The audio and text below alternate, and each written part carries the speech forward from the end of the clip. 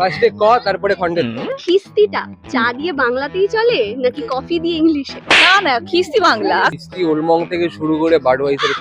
না না, চা দিয়ে বাংলাতে বেশি ভালো লাগে, শুট করে আসলে ব্যাপারটা। আর ক খ গ ঘ কত কি বলতে পারবে একা একা? ক খ গ ঘ ক খ ঘ গ ঘ ঙ ছ ছ প ফ বর্গের চ ঝ চ ছ अरे कहना क्या चाहते हो ট ঠ ড ঢ চ ছ জ ঝ ঞ, ব্যাস এইটুকুই। তারপরে ভুলে গেছি। ক খ গ ঘ উঙ চ ছ জ ঝ ইঙ ট ঠ ড ঢ মূর্ধন্য ত থ দ ধ দন্তেন্ন প ফ ব ভ ম জ র ল ব হ তালিবস্য মূর্ধন্যস্য দন্তেস্য আর উনস্বর বিসর্গ চন্দ্রবিন্দু। तो सीधा सीधा नहीं कह सकते थे এই যে আমাদের বলে বাঙালিদের 12 মাসে 13 পার্বণ, এই 12টা মাসের নামগুলো বলতে পারবে? মানে বৈশাখ, জ্যৈষ্ঠ, আষাঢ়, শ্রাবণ, আশ্বিন, অঘ্রাণ, কার্তিক, শ্রাবণ, ভাদ্র আশ্বিন, পৌষ, মাঘ, পৌষ মাঘ ফাল্গুন, চৈত্র। তো এই বাঙালিদের বাঙালিয়ানা এখনো কি কতটা বজায় আছে? আমি কোনো কিছুতেই না, যদি খিস্তির কথা আসে তো বাংলা। বৈশাখ জ্যৈষ্ঠ আষাঢ় শ্রাবণ ভাদ্র আশ্বিন কার্তিক অঘ্রাণ পৌষ মাঘ ফাল্গুন চৈত্র। এটা আমাদের বাংলা নববর্ষের কত সাল হবে? 1414। 1424।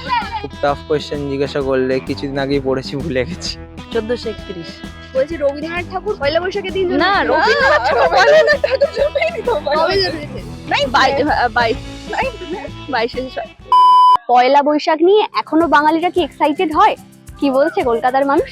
আসুন দেখা যাক। এই যে আমরা এখন বলে যে বাঙালিরা বাংলা পড়তে লিখতে ভুলে গেছে, সেটা নিয়ে তোমার কি মত? দেখো, যতটা পাশ্চাত্য সমাজ আমাদের এখানে ঢুকছে তত হয়তো কমছে, কিন্তু এখনো অনেক বাংলা প্রেমী মানুষ আছে, যেরকম তার মধ্যে আমি একজন পড়ি যে বাংলা সাহিত্য নিয়ে চর্চা করে, বাংলা আঁকা, বাংলা সাহিত্য। তো আমার মনে হয় না যে এখনো পর্যন্ত ওটা পুরোটা চলে গেছে, আর একটা সময় নিশ্চয়ই আছে যখন আবার বাংলা সমাজটা ফেরত আসবে। আমি এমন একটা সেক্টরে চাকরি করেছি যেখানে ইংলিশটা না জানলে রোজগার করা সম্ভব নয়, কিন্তু আমি বাংলা মিডিয়ামের স্টুডেন্ট, আমি বাংলায় পড়াশোনা করেছি। দুটোর প্রয়োজনই বুঝেছি, দুটোকেই ভীষণভাবে ভালোবাসি। একটা আমাকে রোজগার করতে শিখিয়েছে, একটার জন্য আমি বাংলা ভাষায় কথা বলতে পারি, আমার বাবা মার সাথে কমিউনিকেট করতে পারি। কথা বলাটা ভীষণ মানে কথাবার্তাটা স্বাভাবিকভাবে হয়। আজকে যদি বাংলা কথা না বলতে পারি, আমার বাবা মার সাথে হয়তো আমি ভালোভাবে কথা বলতে পারবো না সহজভাবে। হ্যাঁ, সে তো অবশ্যই। অনেক ক্ষেত্রে যেমন ইংলিশ এখন ম্যান্ডেটারি সব জবের ক্ষেত্রে বা কিছু, কিন্তু এই যে কালচারাল জিনিসগুলো, চৈত্র সেল অবশ্যই, পয়লা বৈশাখ, এরকম অনেক কিছু বাংলাকে ভুলতে দেবে না। শ্যামবাজার আর প্ল্যানেটের মধ্যে হাড্ডাহাড্ডি লড়াই কে জিতবে? অ্যাকচুয়ালি আমি উত্তর কলকাতাতে পড়াশোনা করেছি ছোটবেলায়, তো আমার কাছে শ্যামবাজার। I think planet.